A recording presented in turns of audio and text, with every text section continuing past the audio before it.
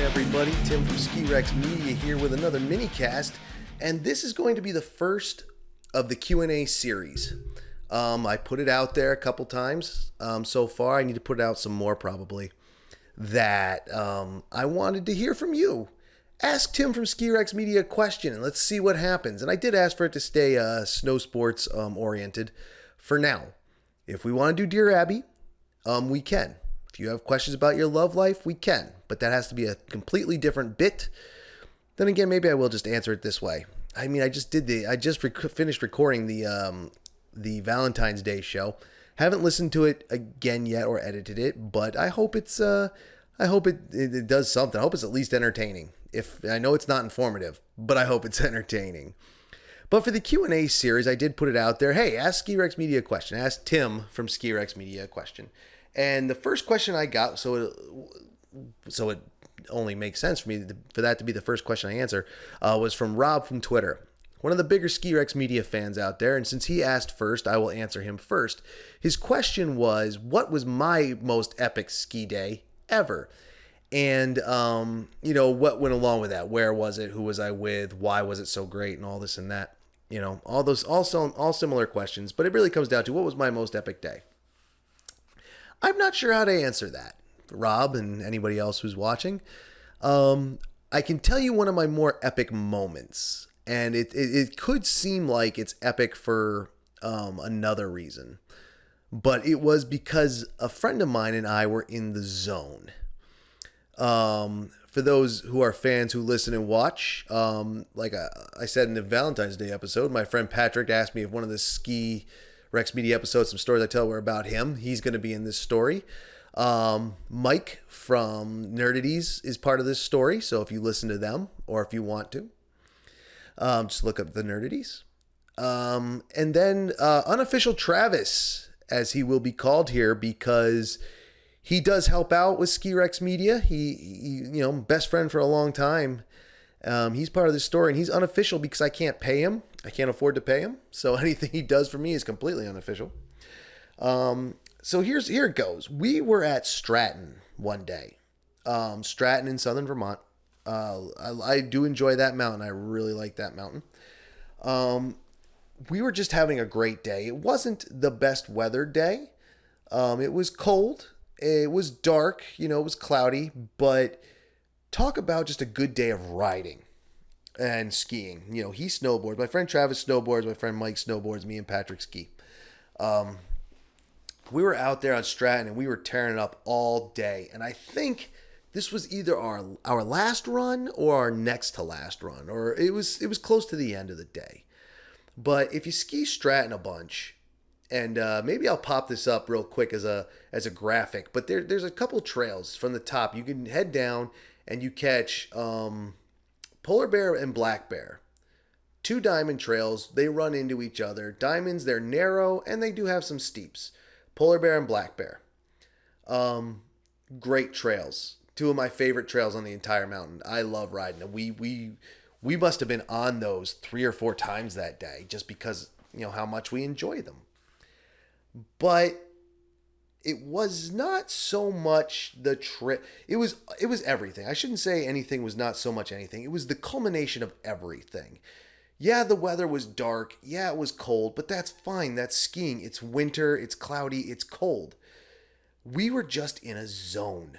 We could do no wrong. You know what I mean? There was no mistakes made. And I remember for this last run on this these set of trails, my friend Travis and I, we bombed them. Now, I should say he and I are far more experienced than Mike and Patrick, and that comes into play later. We bombed these trails. Now, again, I say it was cloudy and shitty out. Plus, they were snow blowing as we, blowing snow, making snow. So at one point, we come around a bend and there's just snow guns. You couldn't see anything. But, excuse me, we were in such a zone that it didn't matter. It was like we were in tune with the force. We were centered. We were so just, there was nothing but the mountain, and we bombed this trail blind. Now, some would say that's dumb luck. Or, maybe it's experience because of how well we knew the trail, how well we knew Stratton. Like I said, I grew up on Mount Snow, but I've been to Stratton a ton too. And one of the reasons we would go there a lot is because Travis didn't have to pay. He worked there at the time. So, what that means, we didn't have to pay either. I'm just saying. But this day in particular, on this run, we were in the zone. It did not matter that there was zero visibility. It did not matter that it was cloudy and cold. And it did not matter that we were spaced far apart, that we weren't talking while we were on our way down. Not that people typically do like skiing, but sometimes conversations break out when you're standing next to each other. But we were just going, and we were pinned, and we were just, and we didn't, I could have done it blindfolded. I was so in the zone. I could have done this blindfolded, snow guns, clouds, everything going, and we were bombing, and we're coming up to where it crosses onto another trail. That one I can't remember the name, but you have to swing, a turn to keep going down to the bottom. We stopped and turned around because we were hauling ass. Like, I'm telling you, we were fucking flying. Like, we were just moving so quick. But it was near perfect as far as I could tell, as far as he could tell. It was the force. This was some Jedi level shit going on. I'm telling you. It didn't matter. A goddamn deer could have run out and through there, and we wouldn't have hit it, and wouldn't even have thought twice about just zipping past it. We were in the zone.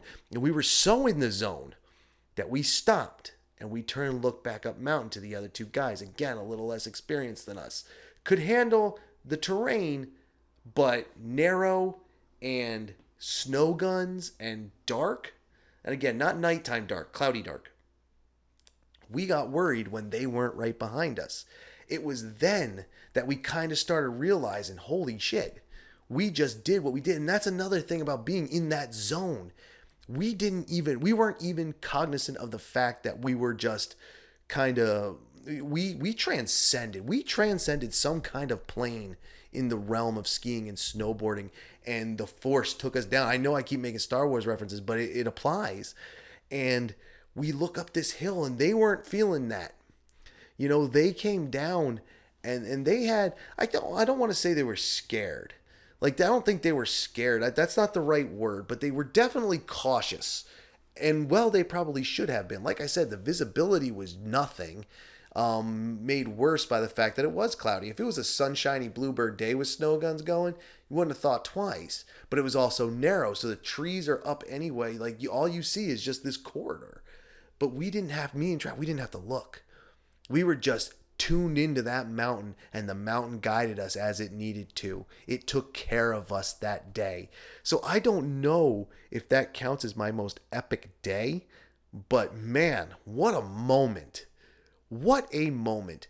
And maybe it would have changed if there was more people there. There weren't that many people there that day, so the chance of colliding with another skier was low.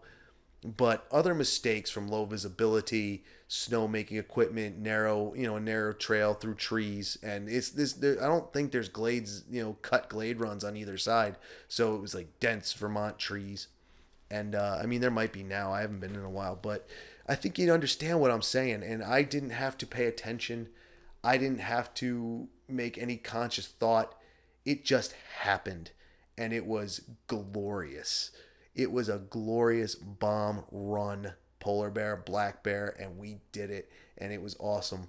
And that, if not part of my most epic day, like I said, I'm not sure if it was my most epic day, but that was absolutely my most epic moment, because I don't think I've had before or since just being in tune with nature like that. It was pretty banging. It was pretty awesome. Even right now, it's giving me chills thinking about it, and how I hope I can get that kind of, that transcendent, being on that other plane where the plane just takes you where it needs to go. Not where you want to go, not where you should be going, but where you need to be. And you're just taking care of the world, nature, the universe, the force, whatever you want to think about it as. that's a great moment and that's an epic moment. And I hope that answers your question, Rob, and I hope you enjoyed the video. If anyone else who's watching this would like to ask a question, plus I'm going to start bombing this all over social media, you can. Always are welcome to ask the question. Make a post on Facebook, Twitter, Instagram. Use direct messaging through Facebook, Twitter, or Instagram. YouTube. Leave comments. If you watch this and you want to leave the comment there with a question, go for it. I'll see it. skirexforever@gmail.com. It's the link to that email is down in the description below. So we can absolutely keep asking questions. I do have more from another super fan. Excuse me. From another big Ski Rex media fan who has a few questions, and I'm going to do one of his next because I do want to get into it. I've been kind of avoiding it, but that's why I'm going to do it with this. Instead of doing a whole podcast episode on it, I want to do a Q&A on it because it's better as an asked question, okay? So thank you, Rob, for asking questions. Thank you, Lance. I'll answer yours next. And thank you to anybody else who wants to ask a question. And please do. I love the fan interaction, okay? And I will answer it ASAP. Like I said, let's start with just snow sports-oriented stuff, and then we'll see where it goes from there, all right? Tim from Ski Rex Media, thank you once again for watching, and I will check you later.